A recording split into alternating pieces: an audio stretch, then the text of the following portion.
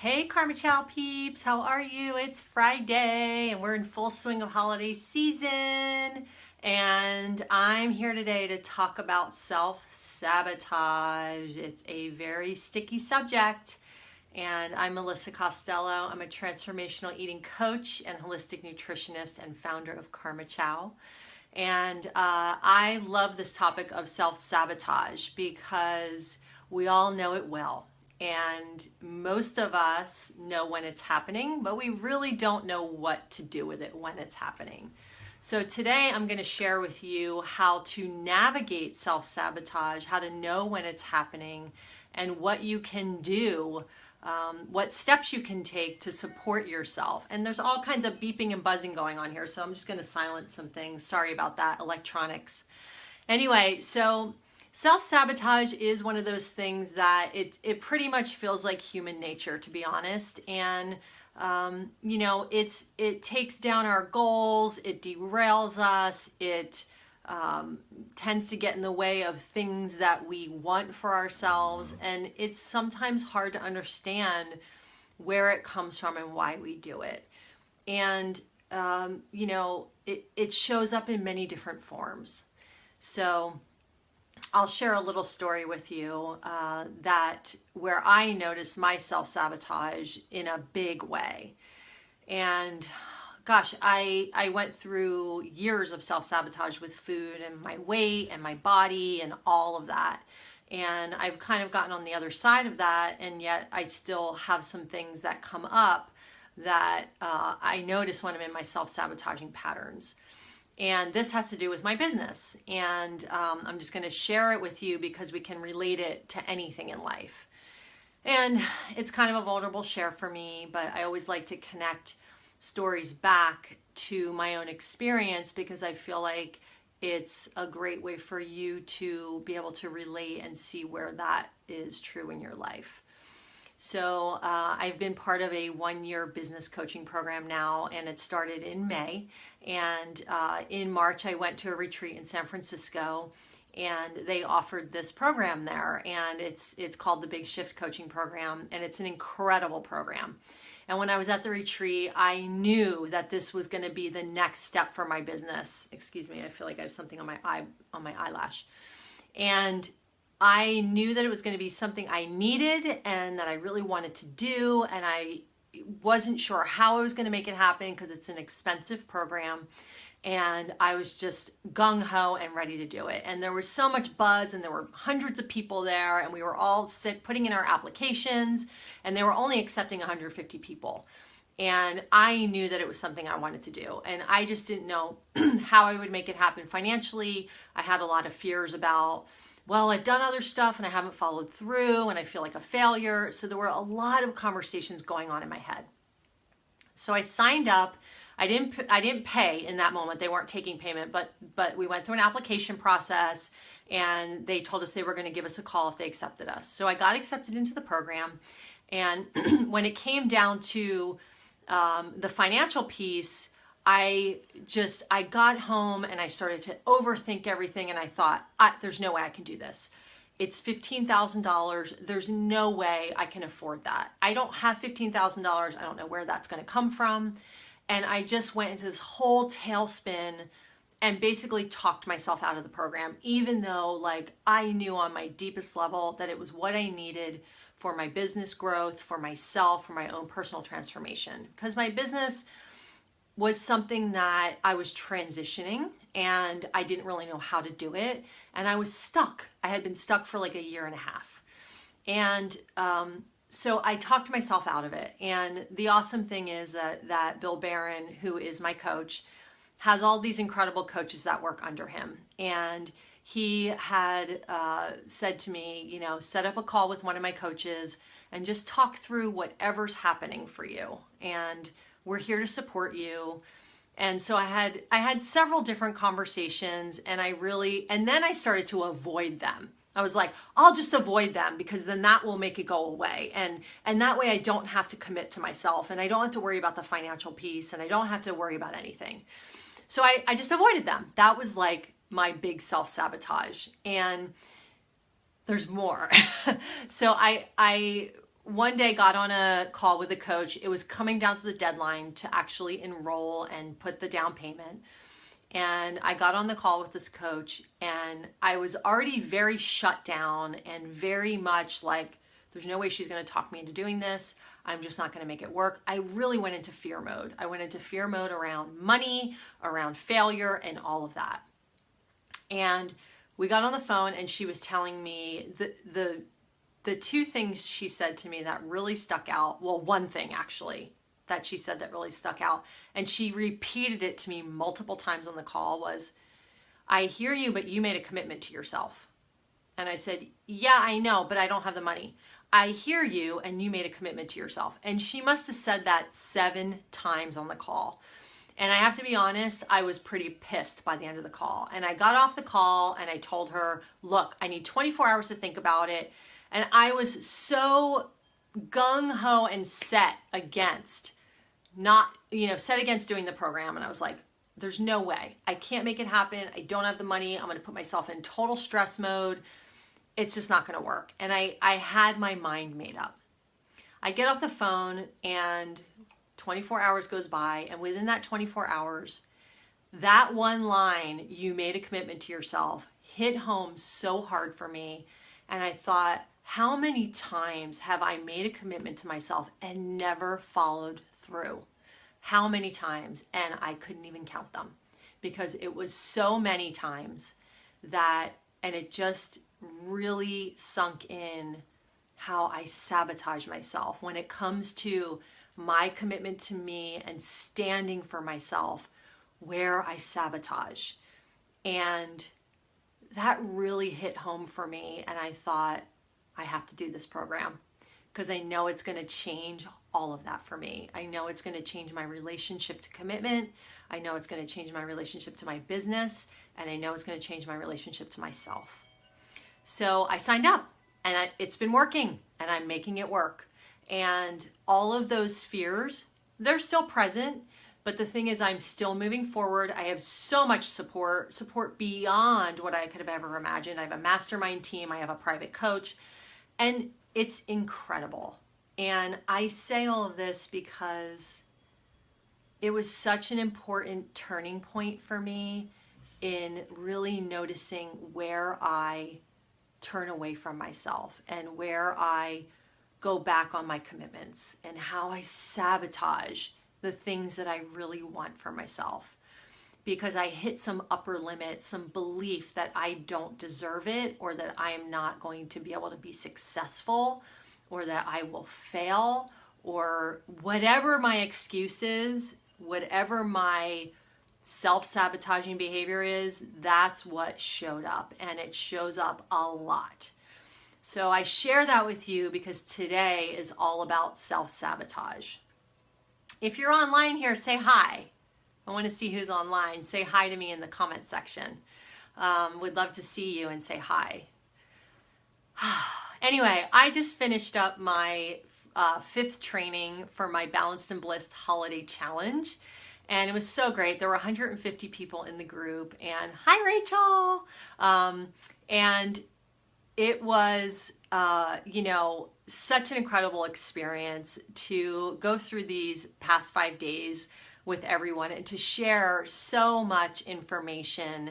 Hi, Julianne. Yay, Julianne. We went to high school together. So fun to see people here that I haven't seen in a zillion years and connect with them. That's what's so great about Facebook and online.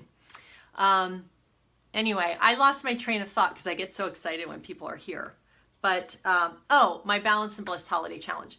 So I just finished up today, and it was just such a wonderful group of people, and they are really set up to go into the holidays feeling completely balanced and blissed, not stressed out. I gave them so many tools to use and awesome things that will help them through this season to really come into the new year feeling empowered and not, restricting themselves, not feeling guilty, all of that. It was just such a wonderful experience. And so on Monday, I'm having an awesome live training called Stop Your Food Foolery. It's about changing your food mindset from foolery to freedom. And you can sign up right on my Karma Chow page just above with that little blue sign up bar where the header is. And it's a free live masterclass. It's on Monday and it will be recorded. So if you can't get on live, sign up anyway because you'll get the recording. And I'm going to wrap up that whole holiday challenge, and you didn't need to be a part of the challenge, but I'm going to be talking about all those tools and really nailing in how we need to shift our mindset, because that's where the self-sabotage comes in. The self-sabotage comes in from an operating system that was installed a long time ago, that we don't believe we're either worthy or we deserve to be happy or we deserve to be thin or whatever it is. That's where that self-sabotaging behavior comes from. And one of the greatest tools to help you with self-sabotage is presence. And I say that and you're probably like, oh God, that's so cliche, that's so out there. But when we are really present with what is, there's not really any way we can sabotage ourselves. So self-sabotage is normally comes into play when we are turning away from something, most of the time emotions and feelings. And it's a way we don't deal with our feelings. We just sabotage everything. So I shared with you that story and I told you I was feeling a lot of fear, and I told you I was worried about my finances and that I don't commit to myself, and I was worried about failure and all of that stuff. So like my self-sabotage kicked in instead of me actually sitting with all of the feelings and really figuring out and navigating through and coming up with different solutions and options. You know, I just went into this shutdown mode and I basically sabotaged myself. But the cool thing is that I worked myself out of it. And the only way to break a pattern is in the moment. It's the only way to break a pattern. You know, if you are someone who's an overeater, or you tend to binge on sugar, or, you know, you have cravings and you give into them, it's so hard to break it after the fact. So you want to catch yourself in the moment. And that's what I mean about presence with self-sabotage, because being mindful with what you're doing and being present will actually really help prevent self-sabotage. And self-sabotage often happens when we hit an upper limit. And I did talk a little bit about that, but an upper limit is really this kind of ceiling that we have. And when we hit it, we know that the other side is going to be really uncomfortable. So it's almost like we unconsciously create something so that we don't have to go to that uncomfortable place, so we don't have to grow and we don't have to feel uncomfortable, you know, because it takes courage to do that. And staying where we are is easy. Even though it might not feel easy, it's easy. Growing and breaking through that glass ceiling takes courage, and it takes mindfulness, and it takes presence. So self-sabotage, the biggest tool to help you overcome self-sabotage is the being mindful and present. Yes, Rachel, profound. I love it. So, you know, when you notice, like, so for me, my biggest self-sabotage moments, they used to come with food. And when I would put all these rules and restrictions on myself, like, all right, I'm going to go, that's it, I'm done. I'm done eating bad. I'm going to go on this diet tomorrow. I'm going to cut out all gluten and cut out all sugar. I'm not going to, you know, drink coffee anymore. Like, I put all of these rules and restrictions on myself.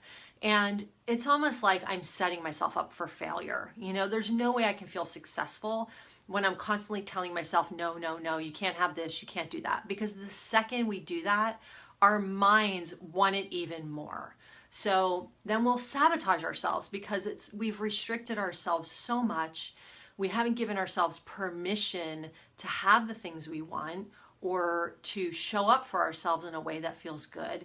And so we sabotage that because it's like, well, if I actually do eat healthy and I actually do lose the weight I want to lose, then what? Then what will happen? Then I have to maintain it. And then, you know, I can't tell you how many people say to me, I'll go on a diet and I'll do great and I'll lose the weight, and then like I'll get lax because I lost the weight, and then I'll start eating desserts again, or I'll fall back on old habits. Well, yeah, of course, because you've restricted yourself so much so that it's become this kind of norm for you. Yeah, Julianne, when we make it feel like a punishment. Exactly. It's like a punishment. And there's so many ways we punish ourselves, and versus giving ourselves permission. So like, what can you give yourself permission for?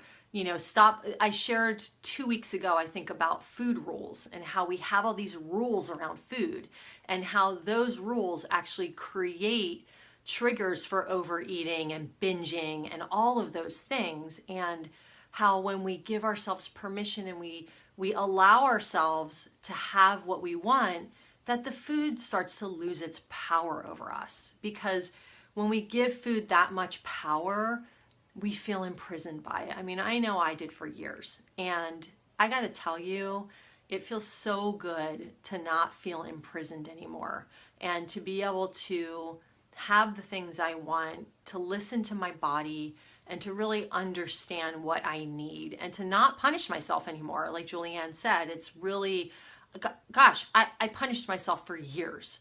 And it's like, well, where are you punishing yourself and why? Why are you punishing yourself? And instead, where can you give yourself more permission to show up and be kind to yourself and be compassionate and be loving? Because self-sabotage, it basically derails us. And it's one of those things that we often don't recognize in the moment. But we can train ourselves to start to recognize the triggers. Sometimes we just end up in a place and we go, oh, wow, I can see that I sabotage myself, but I'm not really sure how I did it. So being really mindful and aware is a great way to kind of navigate through that self-sabotage. Excuse me, I just feel like I have something on my eye. So instead of having rules for yourself, what about having guidelines? Instead of being so restrictive, just have some guidelines. So the holidays are a perfect time because there's often things around that we don't normally have all year long. Pumpkin pie is something we don't normally have all year long. And other things that are around that we don't normally have. Yesterday I shared about that Williams-Sonoma peppermint bark. That stuff's insane. I think I've had it once and I was like, whoa, okay. I know the things that are going to trigger me. So, and it wasn't that it was like a restriction or a rule. I allowed myself to have a little bit, but then ultimately I was like, ooh, that's way too sweet for me. But, it's about allowing yourself at this time of year, like if there are things that you want to have, allow yourself to have them and listen to your body about it, because it's often our minds that are going to get us in trouble. Our minds are the ones driving the show, like the story I just shared. My mind was running the show, and I wasn't listening to my gut of like, I really need this program. I really want to do this. This is going to totally change my business. This is going to totally change things for me. And it is, and it has been. And I'm only halfway through the program. There's 6 more months to go, and it's been incredible. And the investment is, money comes and goes. Money's always going to come and go. And it's really about, investing in ourselves in a way that feels powerful. And that felt so powerful for me. So I think it's important to give yourself some permission and have some guidelines. Like if there are things that you want around this time of year, allow yourself to have them, and also listen to your body about it, because it's oftentimes, like I said, our mind is the one that runs the show. And our mind is what gets us into this kind of pickle with things where then we start to judge ourselves and we get mad, or, oh, I shouldn't have done that, or that's bad, or why did I do that? I just failed. And we get into black and white thinking, we get into failure thinking, and we get into perfectionism. So what if you could see failure as feedback? What if you could see it as an opportunity for you to receive feedback to grow from, instead of seeing it as failure, looking at it as like, this is something I can learn from. What have all my past failures been, and how can I shift them so that I don't sabotage myself anymore? How can I give myself more permission? And how can I show up for myself in a way that's loving and kind versus self-critical, punishing, beating myself up? So this time of year is the biggest time of year when we tend to sabotage. And then we go into January and it's like, oh, I got to start all over. I got to join the gym. I got to go on this diet. I got to do this cleanse. And it's like, wouldn't it be incredible and freeing to go into January with none of that thinking? I mean, I don't think about it anymore. And I'm not saying that to make you feel bad or to brag, but it's something that is like so freeing for me. It's something that I've worked really hard to get there. And I've utilized tools, and that's why I've created programs for people to change their mindset, because so much of this is about shifting your mindset. And in my live training class on Monday, and I hope you sign up and join me, it will, I will be talking all about shifting that mindset of foolery. And oh, I want to read what Julianne said. It helps me to imagine myself as a young girl, and I think about what's good for her. Yes. What would I want for her? It's a kinder conversation. Yes, totally, Julianne. I love that. And I do that very often myself too, because I feel like there's these parts of us that we really kind of turn away from or avoid and that need something. When we think about food and all the ways we eat food, and when we overeat, and when we mindlessly eat, and we're not eating from hunger, we're eating from something else, we have some other kind of hunger that we're trying to fill. And I always ask people, well, like, what are you really hungry for? Do you need comfort? Do you need stress relief? Do you need rest? Do you need connection? Because the food is just the crutch. It's just the thing that we turn to, like alcohol or drugs or, social media or gambling, whatever it is. Food is just the crutch that we turn to when we're needing something that we're not giving to ourselves. And it becomes our comfort. It becomes the thing that we choose as the crutch that we lean on, versus really looking at, like, what we're hungry for and what's driving that, and leaning into the question of, why am I doing this? Out of curiosity, not out of beating yourself up, not out of judging yourself, but like getting curious about, why do I overeat? Why do I binge? Why do I continue to, make these choices and sabotage myself and, mindlessly eat? So another great tool to prevent self-sabotage with food is to practice undistracted eating. So this is something that's really hard for people. And when I say undistracted eating, what I mean is, don't eat in front of the TV, don't eat in front of your computer, don't eat when you're on the phone, don't eat in the car. And these aren't rules, these are actually tools to help support you from sabotaging yourself, especially when it comes to wanting to eat healthy, and feeding your body in a way that serves it. Sit down at the table, allow yourself to slow down and savor your food, because you can get pleasure from food.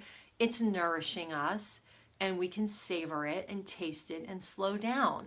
So that's one way. Another great tool where you can prevent self-sabotage by being very present with your food and sitting down and being undistracted. And, it's a great way to practice and to really, and also it prevents overeating, because oftentimes when we're eating while we're distracted, we tend to eat more and we tend to forget what we've eaten. Or one of my friends was sharing, who's in my holiday challenge group, she was sharing the other day that she was working, and all of a sudden she looked down and she saw 2 empty Tootsie Roll wrappers. And she was like, whoa, that happened. I didn't even know it happened. And she shared that it was really scary to her, because she actually was totally checked out, ate 2 Tootsie Rolls, and she didn't beat herself up for eating the 2 Tootsie Rolls. That wasn't a big deal to her. But the fact that she ate it so mindlessly and didn't remember, that's what really scared her. And that has been her go-to pattern. And that is the way she sabotages herself in terms of getting really healthy. It's like she just checks out and then eats things without even being mindful about it. So we all have those things that we do.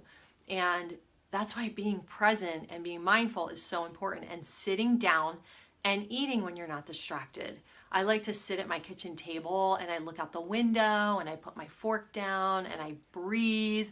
And I know it kind of all sounds cliche, but I got to tell you, I get fuller so much faster and on so much less food because I'm actually present with myself. My body is calm. We want to be calm when we're eating, not like stressed out and ramped up and distracted. We want to be calm.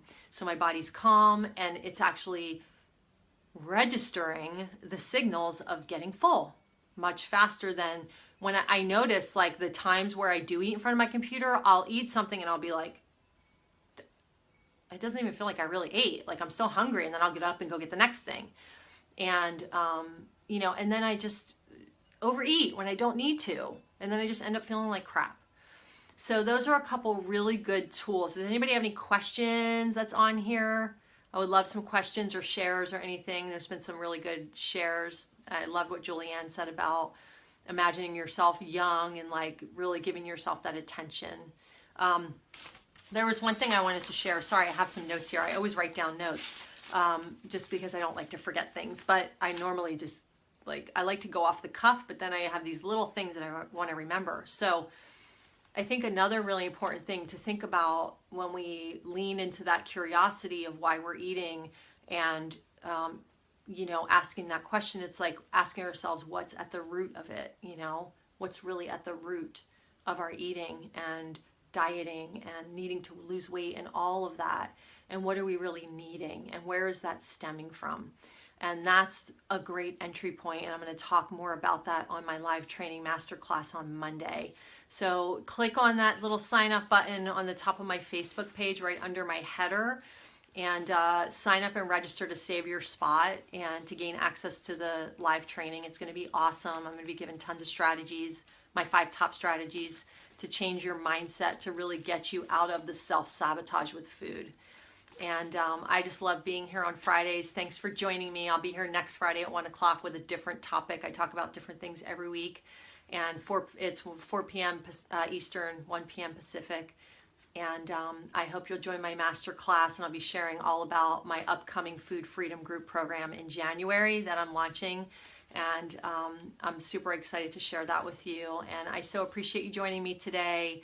And remember about presence with the self-sabotage, undistracted eating, leaning into that question of why and what's at the root of my eating. And just start there and see what comes up. See what comes up.